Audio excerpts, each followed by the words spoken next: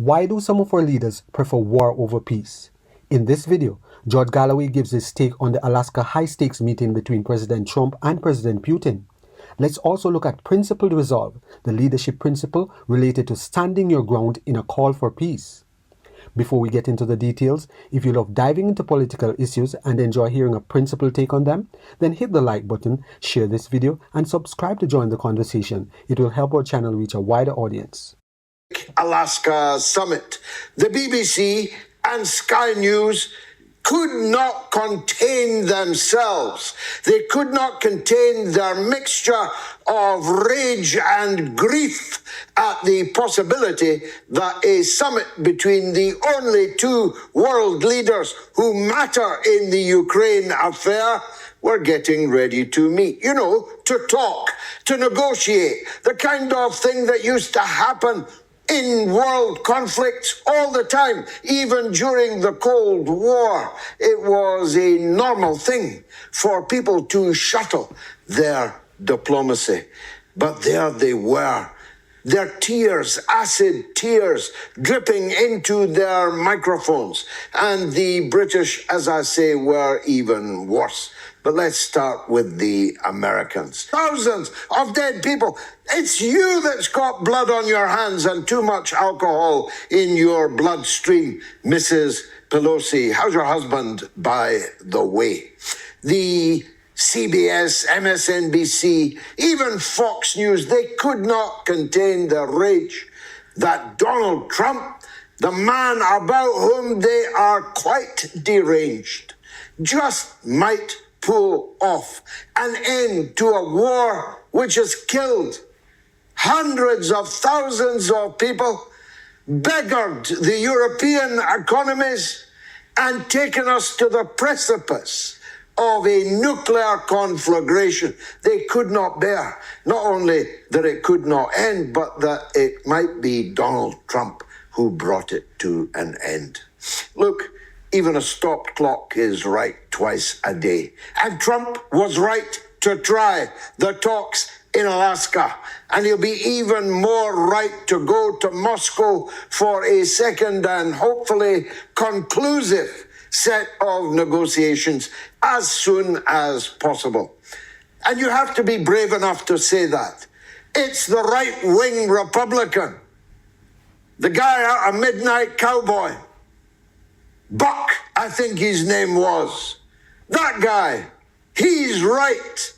And the social democrats from Europe are the ones who are wrong. Let me focus for a minute on them.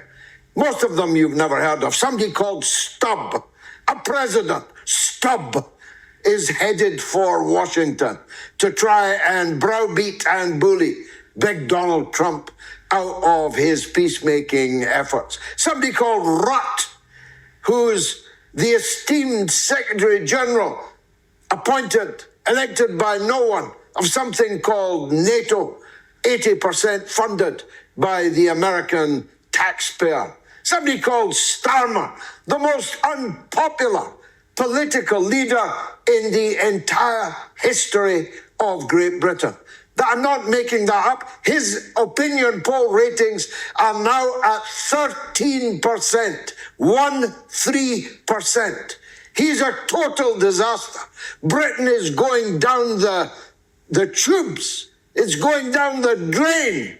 But he's on the plane to Washington to try and put his tuppence worth, so we've got here in Britain, tuppence, his tuppence worth in. And his little inky finger clerk, John Healey, I know you don't know him, but he's the war leader in Britain. He's again stating that Britain is going to put boots on the ground in Ukraine. He's totally desperate to send our young men and women into harm's way. And believe me, any British troops on the ground, any British boots on the ground will very quickly be empty boots.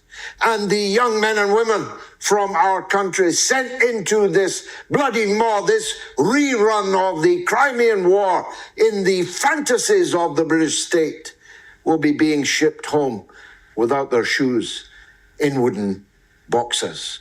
Somebody called Macron, whose wife beats him in public on camera. Somebody called Merz, his grandfather, a Nazi officer from Germany, which has bankrupted itself and blown up its own infrastructure at the behest of the Biden administration. They are all flying with Zelensky for a meeting in the White House tomorrow. Yeah. He needs to come eight-handed, Zelensky. Well, after what happened to him last time, maybe that's a good idea. None of them with anything remotely approaching a majority of support in their own countries are going there for one reason only: to continue the war.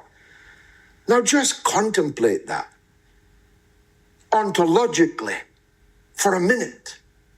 In the past, American presidents laid waste the world in useless and bogus foreign wars. And the Europeans were the ones who tried to hold them back, who tried to restrain mad dogs in the White House. Now, it's the American president that wants peace and the European Social Democrats that want war. And their oppositions don't have the guts or the gumption to stand up and call them out. Who's calling out the British government, for example, over the war? Nobody, not one person in Parliament is robustly demanding an end to the war in Ukraine. And when I say not one person, I mean not one single person. We have a one-party state in Britain that looks and sounds like the Reichstag under Adolf Hitler. I think that Trump handled this whole thing not just with courage, but with grace. I thought the way he received the second most militarily powerful man in the world was respectful as it should have been. What did you want Trump to do? Walk away from Putin? Refuse to shake his hand? Do you people know anything at all about diplomacy? Do you people know anything at all about what you need to do in order to bring wars to an end? Evidently not. The media in the West was dripping with venom towards Russia. And if Trump disappoints these European Social Democrats tomorrow, if he tells them the war's over, if you want to keep the war going, you send your armies, you send your money, you send your material, because we are out of here. This was Biden's war, and Trump is going to walk away from it. And if Zelensky doesn't accept the kind of concessions and the kind of changes, demographic changes, geographic changes to the new reality, then heaven help him. It was a new dawn, a moment we look back on and say, this was when President Trump met President Putin in Alaska, giving the world a glimmer of hope for peace. For years, the war dragged on between Russia and Ukraine. Endless death, cities destroyed, and what did our leaders do? They shouted, "Fund it!" pouring billions into the conflict like gasoline on a raging fire. They tossed around talk of nuclear war with Russia like it was just a little fist fight. Not one of those leaders had the guts, the strength, or the moral backbone to say, enough. Let's talk to Putin. Too many lives are being lost. Too much is being destroyed. Where was their principled resolve? That's the leadership principle we're talking about today. Standing firm in the call for peace, even when the world is screaming for more war. It's about holding your ground when the pressure is on, when the easy path is to keep funding the chaos. Were these politicians profiting from the bloodshed? If not, What was, what is, or what will be the payoff for all this death and destruction? Nobody asked the hard questions. Nobody except President Trump.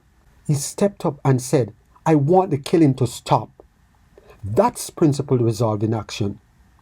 Starting a war might take courage, but ending one, that takes something deeper. Guts to face the warmongers, strength to prioritize lives over egos, and character to choose peace over power.